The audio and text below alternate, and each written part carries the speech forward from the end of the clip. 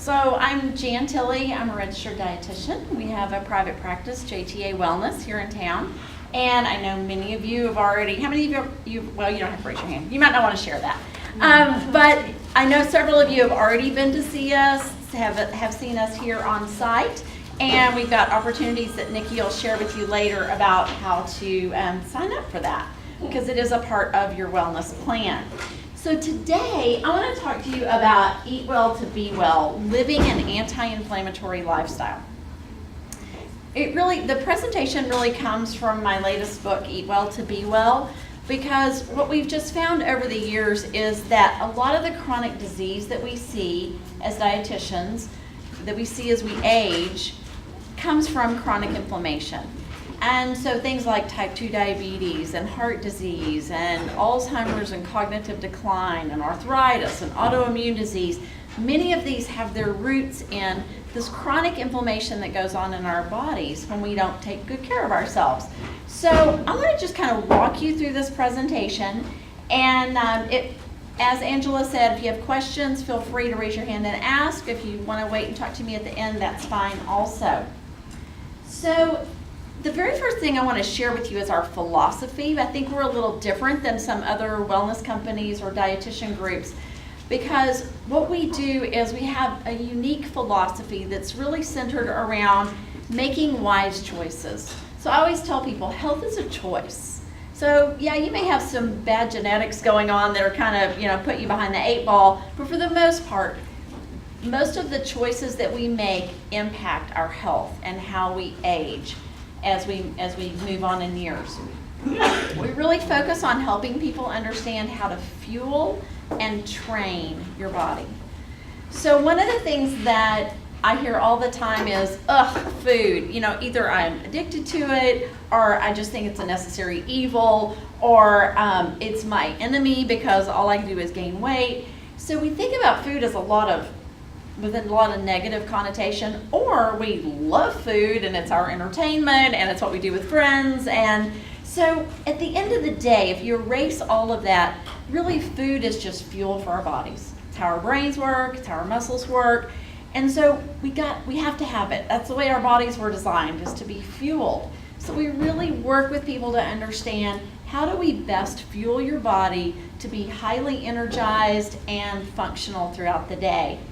And then talk about training your body too. How do we make sure that you're getting movement throughout your day, because our bodies were designed to move. And so we need to make sure that we're doing all we can to develop the muscles. And when we're young, it may have to do with athletics and that kind of thing. But as we age, it has more to do with, when you fall, can you get up? Or can you prevent a fall because you've got enough muscle to stop you from the fall? So all of that is very important.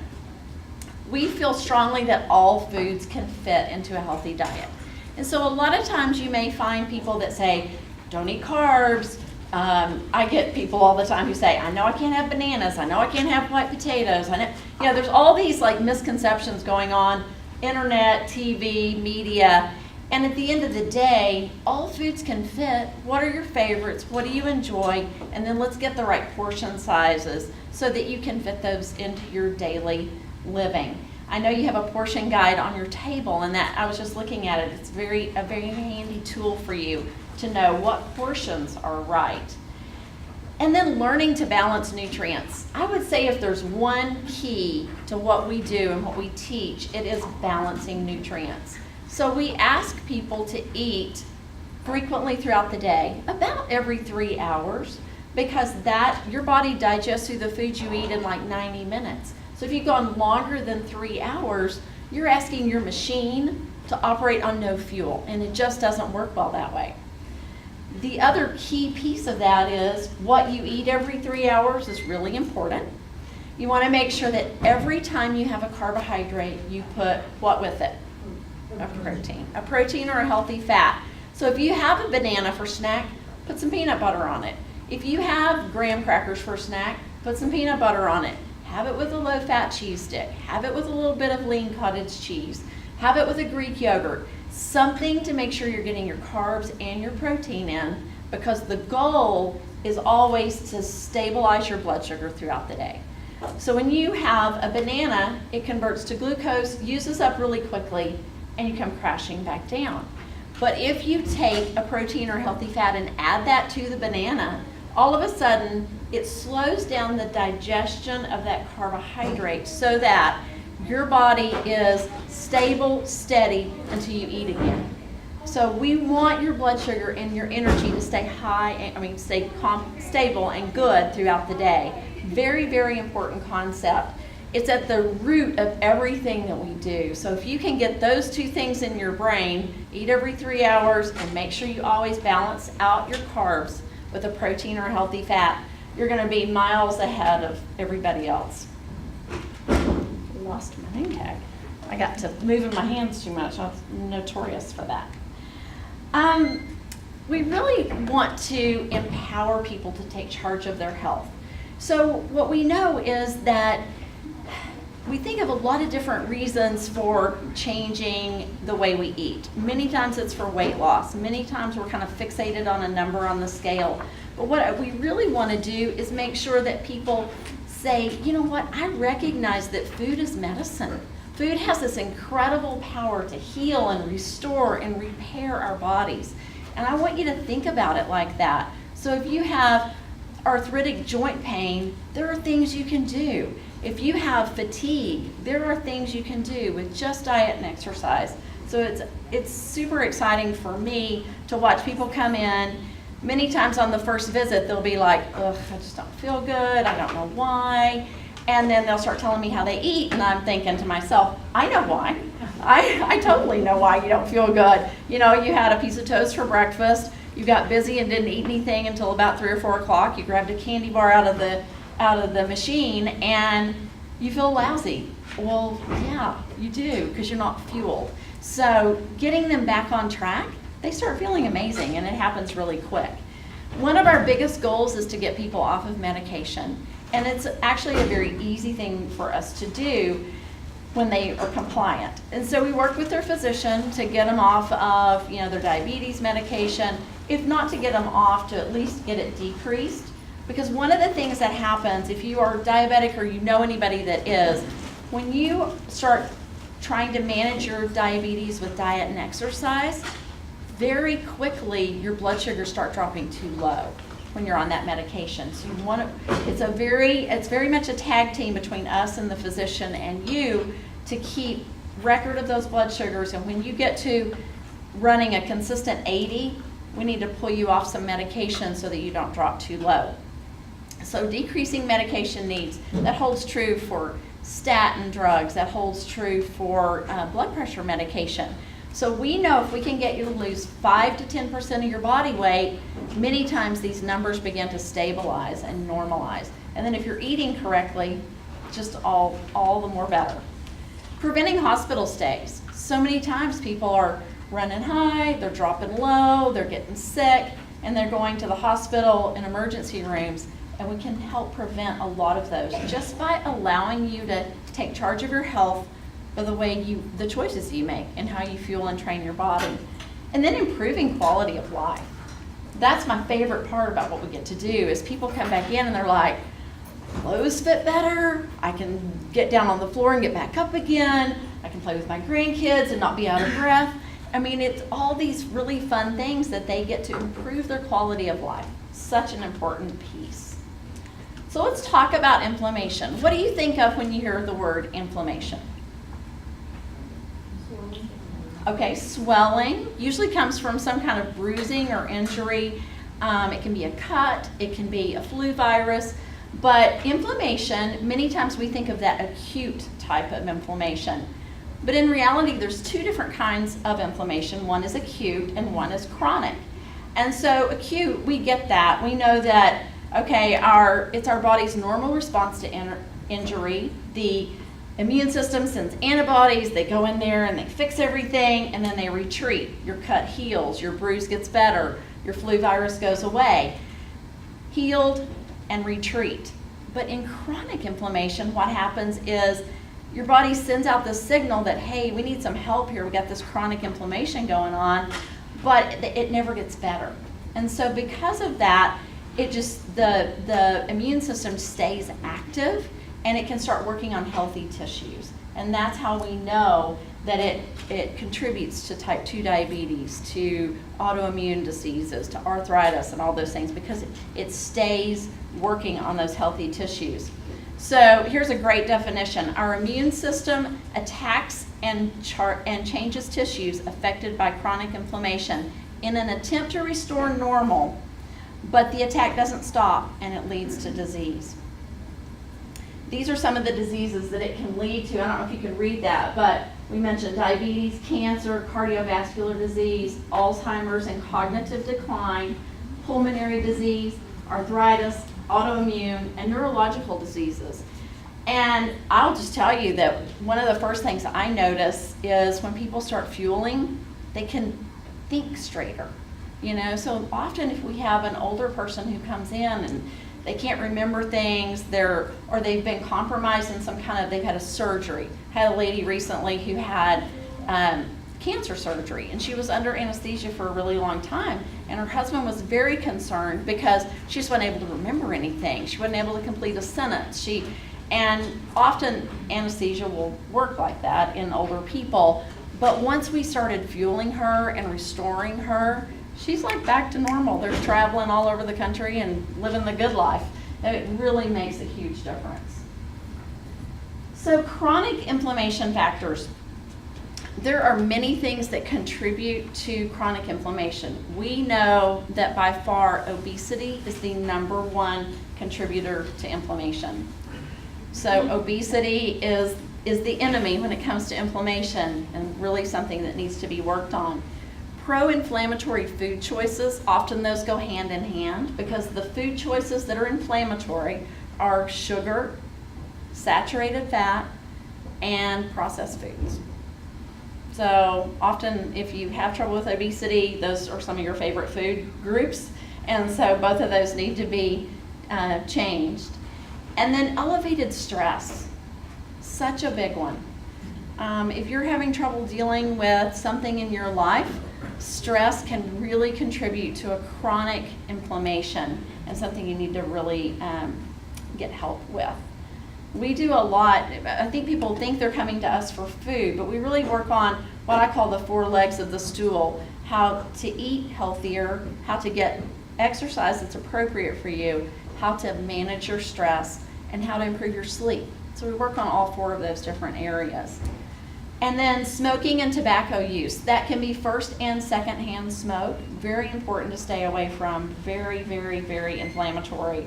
Sleep disorders. If you are someone that is having a lot of trouble with insomnia, either going to sleep and then waking up in the middle of the night and can't go back to sleep, or if you are just unable to go to sleep to begin with.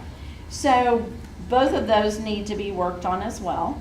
And then physical activity extremes. So we automatically think of someone who's sedentary as having inflammation problems, but it can also be someone that works out to an extreme. So both of those, it's all about balance, right? Getting back to balance. An undiagnosed condition like food allergies or IBS, inflammatory bowel, where you have a constant disease process going on, and it's just causing your body a lot of stress and a lot of inflammation. And then you may have genetics that lead to inflammation. So your parents had arthritis, your parents had autoimmune disease, your parents had GI upsets of some kind. You have the genetics for it. And Nikki, what is it you always say? Genetics, like environment pulls the trigger or something like that. I thought you said it. And yes, environment pulls the trigger. There you go. I know. Sorry about that. I put you on the spot. That's a great saying, though, isn't it? Because it can be loaded in there, but it doesn't mean that you absolutely have to have it. You've got to pull the trigger. So symptoms. Many times you don't know you have inflammation. And I always notice that some people are just more in tune to their body and how their body is performing. And some people are kind of clueless. And then you may just absolutely not have any symptoms. But if it is a symptom, typically it's headaches, maybe a headache that just really never goes away, or maybe just a dull headache at times, especially when you're stressed, joint pain, puffiness, bloating, fatigue. Those are big signs of inflammation and something that you need to get checked out. Can also be skin issues. Either complexion breaking out or rashes, that kind of thing can indicate inflammation. Weight changes. Maybe you just have an unexplained, wow, I've just gained 5 pounds and I'm doing nothing different. Or I've gained 10 pounds and I'm doing nothing different. Something's going on. I see a lot of people who notice just extreme bloating, you know, or their ankles are big by the end of the day, you know, and those are all signs that there's some inflammation going on. So you want to take care of those so it doesn't end up in chronic disease. One of the things that you can also notice if you've done lab work is that your LDL may be high, your triglycerides may be high, glucose levels may be high. So that pre-diabetes thing that you may be hearing at the doctor's office, that means you need to make some changes. So there's a couple of tests that can be done for inflammation. One is C-reactive protein, and you've probably heard about that one. That's the one I see most often. We use a company called Open Draw to do testing, but you can get it from your physician. They almost always do C-reactive protein, and that number will indicate your level of inflammation. So it's a great number to know. And then the fibrinogen is also another one. I don't see that one as often, but it's also a good marker for inflammation. So how do we reduce and prevent chronic inflammation? I'm going to walk you through a couple of things here. One is obesity, of course, is pro-inflammatory. So you reduce the pro-inflammatory body fat. That is really, really important. As I said, obesity is like your number one reason for having inflammation. So I said this earlier too. If you lose 5 to 10% of your body weight, all of a sudden your blood sugars normalize, your cholesterol starts to normalize, your blood pressure starts to normalize. So all of those are very important. And then to get to a healthy body weight, reduce your excess body fat and regular exercise. Regular exercise is one of your best approaches to getting rid of obesity and improving your inflammation. Sugar is pro-inflammatory. I talked about that. Sugary drinks is something people don't often think about, you know? So like Gatorade, for example, we see on TV, it's healthy, you know? It's good for athletes and for people after sports. It's really not true. It's a lot of sugar, a lot of carbohydrate that most people don't need. If you're running a marathon, we'll talk, but otherwise you don't really need that. It's a lot of carbs and sugar that you don't need. Sweet tea. I mean, we do live in South Texas, right?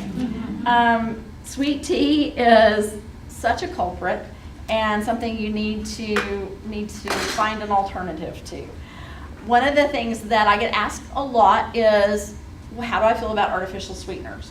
And so I would rather you put artificial sweetener in your tea than sugar. Sugar is so toxic to your body. The research on artificial sweeteners, I know it's a chemical, I know it's not the greatest. Yes, I'd rather you drink your tea with nothing, but if you need a little bit of something, pick Truvia or stevia or something like that and give yourself a little sweetness that way. Prepackaged foods. Have you looked at the ingredient list on prepackaged foods? It's enormous and it's stuff you can't pronounce and we don't know what it is. So stay away from a lot of that. Really get back to clean eating, fresh eating. Enjoy the flavor of foods just for what they are. I don't know the last time you had a sweet potato with nothing on it. But you know, sweet potatoes are great with butter and brown sugar and cinnamon and you know, all that great stuff. But if you'll wean yourself off of that, they're amazing by themselves. Maybe a little cinnamon on there, but that's all you need. Sugary baked goods. So one of the places that we still find trans fats, which are extremely inflammatory, is in pastries from the bakery. So they use them as a stabilizer and as something to add shelf life, and you want to just stay away from those. If you're going to have a sugary baked good, bake it yourself, know what's in it, and have those rarely. Increase your anti-inflammatory. So water, tea, coffee are all fine. You know, a little bit of sweetener in there. You can do a splash of milk if you need to, but for the most part, water, tea, and coffee are fine and they're anti-inflammatory. And then I said this earlier, fresh and clean foods. Try to get back to just enjoying the real flavor of food. You're gonna find once you kind of start changing your taste buds, it takes about anywhere from 21 to 30 days to change your taste buds. But if you'll be patient and wait on that to happen, you're gonna start really noticing the great flavor that so many different foods have. And then fruit. You know, a lot of people, right now, if you're accustomed to having a lot of sugar, fruit doesn't taste very sweet. But if you'll start reducing that sugar in your diet, you'll be amazed how sweet a strawberry is, or a peach, or something like that. So let those be the sweetness in your diet. And then healthy fats can be anti-inflammatory. So I said, you know, we want to get rid of trans fats. We want to reduce saturated animal fats. So we now know that dietary cholesterol, like eggs and shrimp, is not what contributes to cholesterol levels, but saturated fat is. So that's sausage and bacon and full-fat cheeses and hot dogs and ribs and those kinds of things. Those are high in saturated animal fat, and they do contribute to your high cholesterol levels. You want to do more healthy fats, like extra virgin olive oil or canola oil. If you're going to be really, really hardcore on the anti-inflammatory, there's a canola called expeller pressed canola oil. It's available at H-E-B and other places. But that's a really good one because it's a very nice, clean oil. It's a monounsaturated fat, which actually reduces your total cholesterol levels and raises your good cholesterol level. And then wonderful things like avocados and nuts and seeds like hemp and flax. Those are good things to add into your diet. I always say you want to put stuff in that your body knows what to do with. And your body knows how to work with those and create health and wellness for you with that. Fruits and vegetables are very anti-inflammatory. So the reason this says pro-inflammatory over here is that many times we put butter and cream sauce and a lot of salt and even some sugar on our fruits and vegetables, right? So let's try to get back away from that. Let's do fresh. You can do canned as long as it's in its own juice. You can do dried, but the portions are as much smaller. You can do frozen. It's a great choice. And then herbs and spices. So in the book, I had so much fun going through all the different herbs and spices that were anti-inflammatory. But we know, and I'm going to walk you through a few of them, we know that by adding herbs and spices, you boost the anti-inflammatory of these fruits and vegetables by just tenfold. It's pretty amazing. So does anybody have a question so far? All right, I'm going to keep going then. A closer look at anti-inflammatory lifestyle. So you want to increase more of these foods. Foods like fresh fruits, bright multicolored vegetables, dark leafy greens, deep marine fish. So wild caught fish is always your best choice. You don't have to only do wild caught, but just know that it's your better choice. Tea is very anti-inflammatory, and we used to think it was just green. We now know it's black, oolong, really basically any kind of tea that you want to enjoy. Olive and canola oil, lean meats. A lot of people will tell you that red meat you should stay away from, and let me give you a little explanation to that. You can actually see that my water bottle's over here and it says beef-loving Texans, because I'm a beef lover. But I've done a lot of research to know that not all beef has really high saturated fat. I mean, you can have sirloin, you can have tenderloin, you can have really lean ground beef. You can have a roast if you want to, but you're not going to sit down to a giant ribeye, right? So it's all about getting the portion right and moderation. You can do chicken, you can do turkey without the skin, you can do pork is fine. There are some very lean pork cuts like pork tenderloin and center cut pork chops and a pork roast. You can do nuts, legumes, and seeds. Those are all just great ways to get some plant-based proteins in. Garlic, onion, chives, and shallots are all proven to be very anti-inflammatory. You've heard that before about garlic for sure, that it's very anti-inflammatory. Spices, cinnamon and turmeric are a couple of our favorites. I'm going to give you some more in a minute. Black pepper and chilies. the capsaicin in chilies is very anti-inflammatory and a great thing for us to use, which I think is great news because I love jalapenos. Do you? I mean, what a great place to live to get to do chilies. You want to decrease these foods, processed foods. So I'm thinking things like boxed mac and cheese, hamburger helper, things that have a lot of things added in, and then as you start reading the ingredient list, it just gets longer and longer. Fast food. There are a few ways to eat healthy fast food. You could do like Pollo Tropical, or you could do, Chick-fil-A has some good options, but for the most part, it's going to be hard to eat as healthy at fast food as you would by bringing it from home. Try to stay away from white bread, white pasta, white rice. People often ask why, or we get in our head that, ooh, white rice is bad.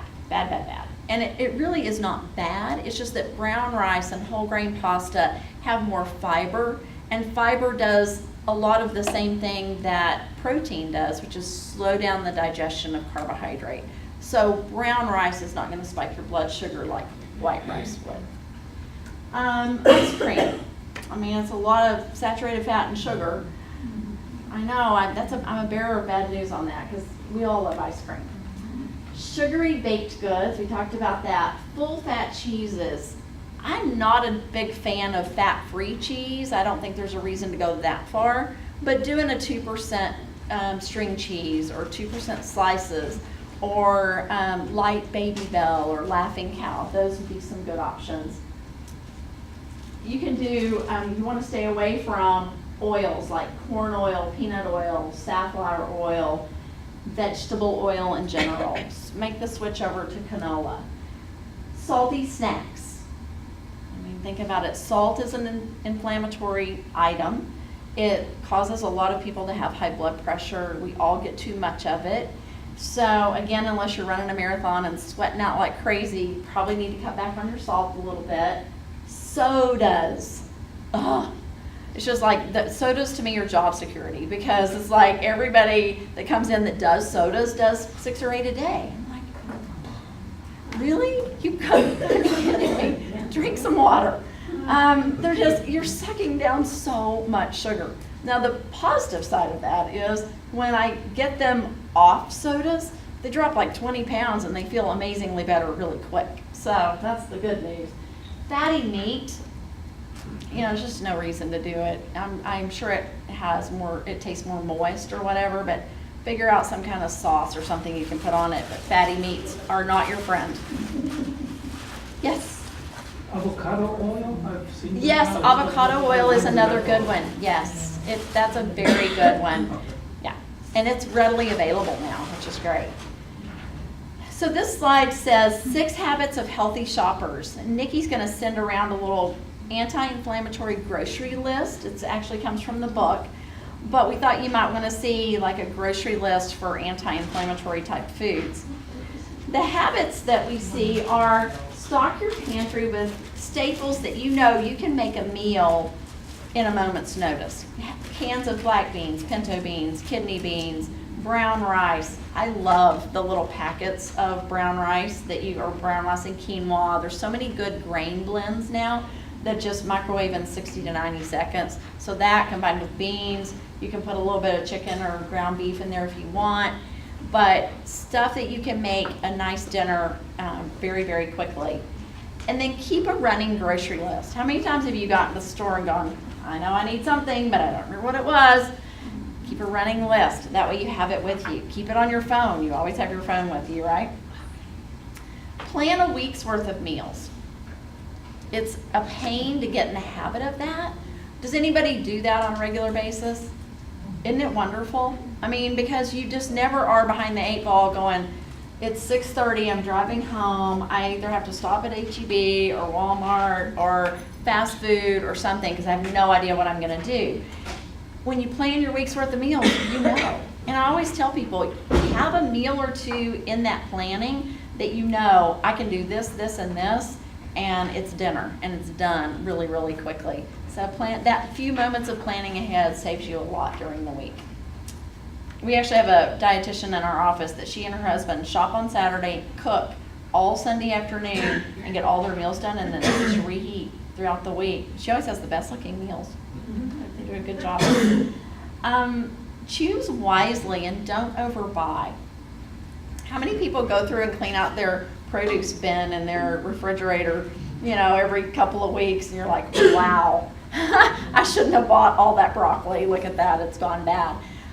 I hate doing that. So really be reasonable with yourself when you're buying and don't try to overbuy.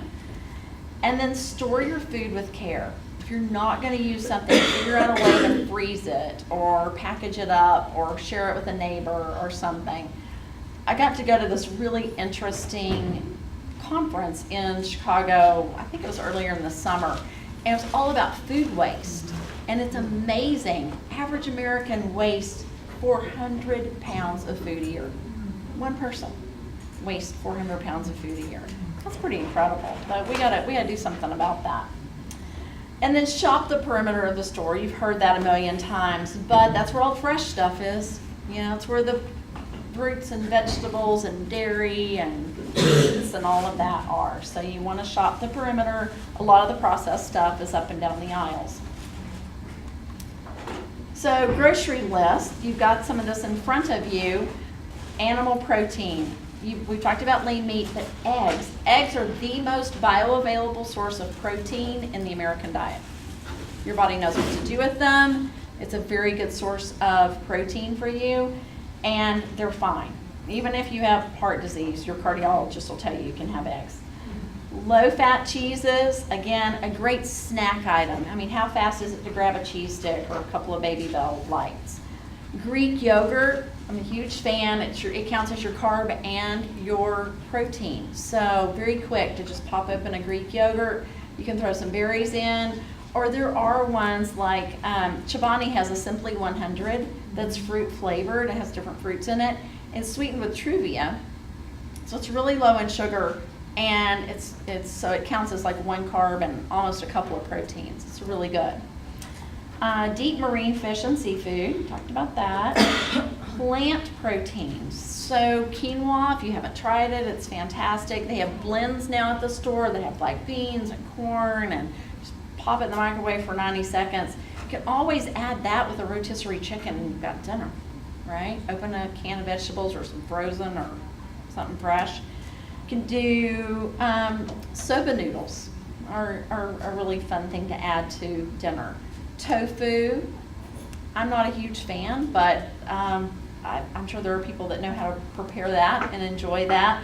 The only time I would eat it is like if I went out, but it's not our culture, it's not where we grew up, but it's a great plant protein. Nuts, of course, are such a great snack, such a great thing to have around. You can do Ezekiel bread. There's another bread that my clients keep telling me about. Is it like Dick's or Dirk's or Dave's? Yes. Have you had it? Yes. Is it good? Everybody just is in love with it. I've got to go buy some. Do you get it at H-E-B or Costco or where? You can find it where Whole Foods has more of a selection. Okay. Different seeds and nuts. Okay. Dave's. We've got to try it. Sounds really good. Hemp and chia seeds. Hemp seeds are sold just like chia or flax, and they're really high in protein, so they're good to add to smoothies or whatever you want to put it in. You kind of don't taste it or see it. And then lentils and beans. Love them. It's getting cold, so like a big pot of beans would be so good, right? Whole grains. Whole grains get a bad rap, but a lot of people are trying to give up grains. What you need to think instead is the portion on grains is very important. So like one serving of grains is a third of a cup cooked. So usually when people sit down to whole grain pasta, it looks like this, right? You don't want that much. Really, just think about your fist and try to keep your pasta portion or your rice portion to about the size of your fist. Couscous is fine. They have whole wheat. There's bulgur wheat. There's ancient grains. So try some unique things. You may find a new favorite. And then oats, steel cut oats. You guys may have tried this because you look like a really smart crowd, but I had a client that was telling me that she does hot water in a thermos and puts her steel cut oats in the night before, and then she opens it the next morning and her oats are ready. Have you ever heard of that? I thought that was just sort of like a really cool idea. The things I learned, amazing. Extra virgin olive oil, buy it in small quantities. It's a fat, it will go rancid, so you want to use it and buy more frequently. High content of vitamin E, it has monounsaturated fat, which again is your very healthy choice. It has a great natural peppery finish. It can almost taste like green grass at times. So it's delicious addition to most food. Turmeric. If you have arthritis pain and you haven't tried turmeric, you got to get on turmeric. It is pretty amazing. Even a lot of our rheumatologists now are prescribing that, but it's over the counter. The one I take is 450 milligrams. Take it at night. It's perfectly fine. It helps detoxify and reduce your joint pain. And it's pretty noticeable how much it reduces joint pain. It can be kind of harsh. It has, it's like a part of Indian food, so that aroma of curry is what you're going to smell. You can add it to stir fries, you can add it to fish, you can add it to chicken. It really has a very nice flavor, and I think you would enjoy it. But it's hard to get enough. You don't want to eat that every day. So I just think the supplement works really, really well. Black pepper. This has kind of been called the king of spices. We know from research that fresh ground cracked black pepper increases the absorption of whatever you're eating, the anti-inflammatory properties of whatever you're eating, by like tenfold. So make sure that you're putting fresh black pepper on just about anything you can think of. It really does boost the anti-inflammatory benefits. Don't be afraid to put it on fruit, put it on salads, and let's see what's next. Cinnamon. Cinnamon's a great addition. Helps control your blood sugar. It's very anti-inflammatory. Slows tumor growth. All these great things. You can put it on apples, put it on bananas, put it on your toast, put it in your sweet potato. Lots of different things. Add it to your oatmeal, add it to your yogurt. Cinnamon tastes good on just about everything. So this is just a quick snapshot, day in the life of anti-inflammatory. So maybe steel cut oats with berries, added cinnamon, and a cooked egg for breakfast. And then you could maybe do something like fresh figs and walnuts for a snack. You could do for lunch a pita pocket with some grilled chicken, maybe olives with spinach salad, and some fresh cracked black pepper. And then maybe hummus and vegetables for an afternoon snack. Dinner could be like whole grain pasta. Remember, no more than the size of your fist. Add some fresh caught wild salmon to that. Kale pesto, roasted squash onion mix. Sprinkle that with turmeric, and you've got great anti-inflammatory dinner. And then maybe Greek yogurt with a half of a peach with some more cinnamon sprinkled on it for your bedtime snack. So with that, Nikki, do you want to come up and talk about how they can come see us and how that would look? While she's coming up, I will tell you that Daniel Guerrera is your registered dietitian that will come on site. He was born in McAllen. He has a bachelor's from A&M, a master's from University of Oklahoma, and his wife's a pediatrician, and he has a precious 3-year-old daughter. So he is delightful. You will love him. And with that, Nikki.